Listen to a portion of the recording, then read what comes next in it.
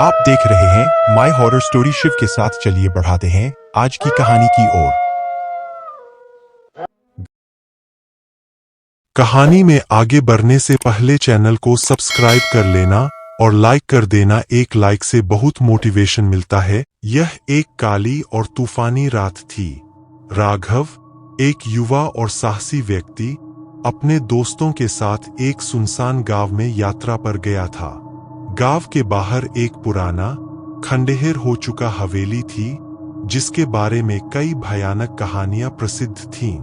राघव और उसके दोस्तों ने तय किया कि वे उस हवेली में रात बिताएंगे। गांव वालों ने उन्हें बहुत समझाया कि वे उस जगह से दूर रहें, लेकिन उनकी जिज्ञासा ने उन्हें वहां जाने के लिए प्रेरित किया। जैसे ही वे हवेली के पास पहुंचे, ठंडी हवा का एक झोंका आया और उनकी रीढ़ की हड्डी में सिहरन दौड़ गई। हवेली के चारों ओर झाड़ियां उगी हुई थीं और दरवाजा चरमरा रहा था। दोस्तों ने एक दूसरे की ओर देखा और साहस बटोरकर अंदर प्रवेश किया। अंदर का दृश्य और भी भयानक था। फर्श पर धूल की मोटी परत थी और दीवारों पर मकड़ियों के जाले।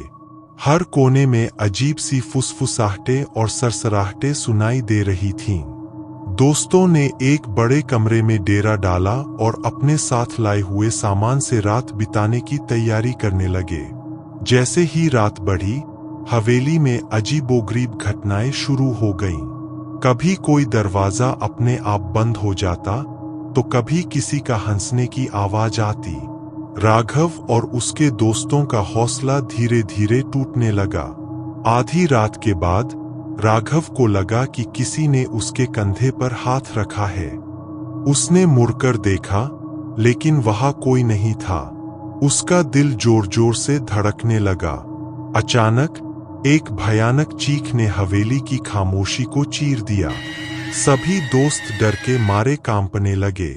उन्होंने देखा कि एक धुंधली परछाई कमरे के कोने में खड़ी थी। उसकी आंखें लाल और चमकदार थीं और उसके चेहरे पर एक विकृत मुस्कान थी। वह धीरे धीरे उनकी ओर बढ़ने लगी। दोस्तों ने भागने की कोशिश की, लेकिन उनके पैर जैसे जम गए थे। राघव ने हिम्मत जुटाकर अपने दोस्तों को बाहर निकलने का इशारा किया। किसी तरह वे सभी दरवाजे की ओर भागे और हवेली से बाहर निकले। बाहर आकर उन्होंने राहत की सांस ली, लेकिन वे सभी जानते थे कि उस रात ने उन्हें हमेशा के लिए बदल दिया था। गांव लौटकर उन्होंने कभी भी उस हवेली का नाम तक नहीं लिया।